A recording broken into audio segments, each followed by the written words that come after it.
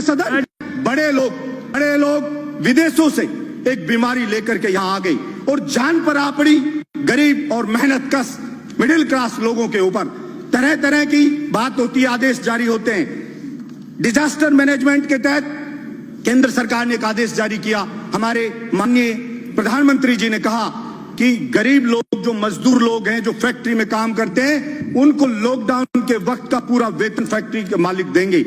लेकिन एक भी गरीब को, हिंदुस्तान को, अगर सच्चाई आप जानना चाहते हैं तो आपने बोला, और स्टेट गवर्नमेंट ने भी, मैं कोई पक्ष नहीं लूंगा, अगर गलती स्टेट गवर्नमेंट की होगी तो निश्चित रूप से छाती ठोक के विरोध भी करके मैं बोलूंगा कि यह चीज गलत है। हिंदुस्तान की सभी स्टेट गवर्नमेंट ने आदेश जारी कर दिया, डायरेक्शन जारी कर दिए कि हां सबको लॉकडाउन के वक्त का वेतन दिया जाएगा, लेकिन एक को भी नहीं मिला, एक भी आदमी को। इसलिए मैं मांग करता हूं इस सदन के अंदर कि आप कोई बिल लेके आए और आप बिल्कुल इस चीज के लिए स्ट्रिक्टली उसको जारी करवाएं। केवल बोलने से सस्ती लोकप्रियता हासिल करके पीछा नहीं छूटेगा।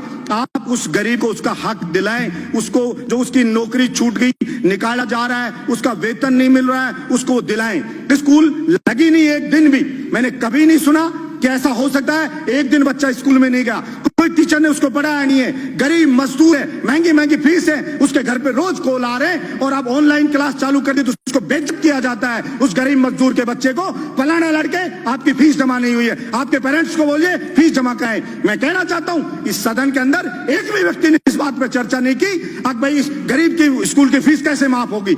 और सुप्रीम कोर्ट में गए, अभिभावक गए, तो सुप्रीम कोर्ट ने कहा हर स्टेट के अलग अलग चीजें प्रॉब्लम है, अलग अलग स्थिति, आप हाई कोर्ट में जाइए, वहां की गवर्नमेंट से बात करिए। लेकिन मैं कहना चाहता हूं, आपने बोल दिया, एक बार बोलने से नहीं होगा। मेरे बहरोड में बुला के सारे स्कूल मालिकों को कहा कि बलजीत यादव जिंदा है तब तक यहां पे कोई किसी की फीस नहीं ले सकता, गरीब मजदूर की। मेरी छाती पे चढ़ के फीस ले सकते हो, उसके लिए मुझे चाहे अरेस्ट कर लेना, चाहे कह देना कानून को नहीं मान रहा है, लेकिन कानून या तो बनाइए और नहीं बनाएंगे तो निश्चित रूप से अन्याय नहीं होने देंगे। हम लड़ेंगे और जनता की डिमांड होती है, वैसे ही कानून बनते हैं, बिगड़ते हैं, बनाए जाते हैं नहीं। इसलिए सरकार में मांग करता हूं कि ये कानून बिल लेके आए और उसको कहे। और अभी कई स्टेट ने किया, यूपी ने स्टेट ने किया, नहीं माना तो यूपी स्टेट ने एक बिल वो लेकर के आई, ऑर्डिनेंस जारी करवाया, self finance independent school act 2020।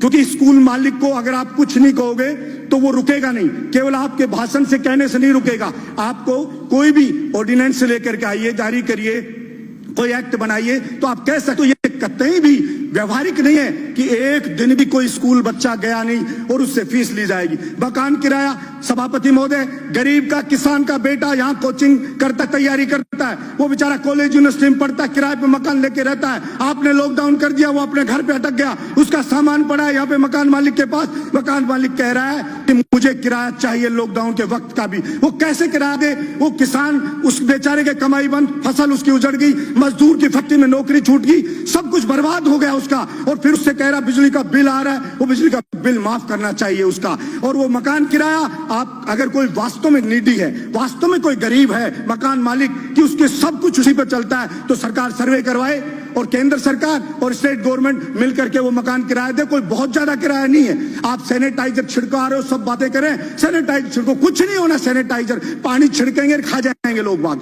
इसलिए आप ये चीज करने के बजाय मकान का किराया दें, बिजली का बिल माफ करें और वो जो मजदूर है उसको उसका हक दिलाएं, उसको उसका वेतन मिले, ये चीज सुनिश्चित करें। पड़ोस का स्टेट मध्य प्रदेश अभी कह रहा है केवल मध्य प्रदेश के लोगों को सरकारी नौकरी मिलेगी।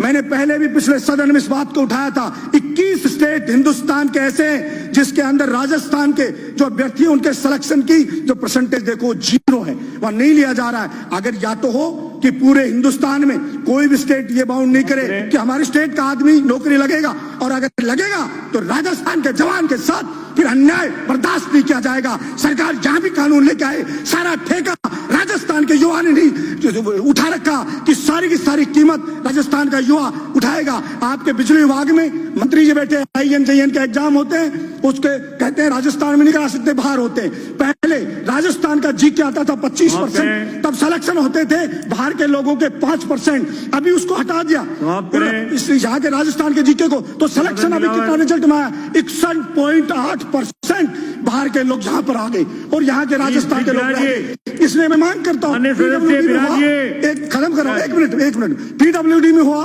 उसके अंदर जीके है राजस्थान की, उसमें 5% बाहर के लोग आए।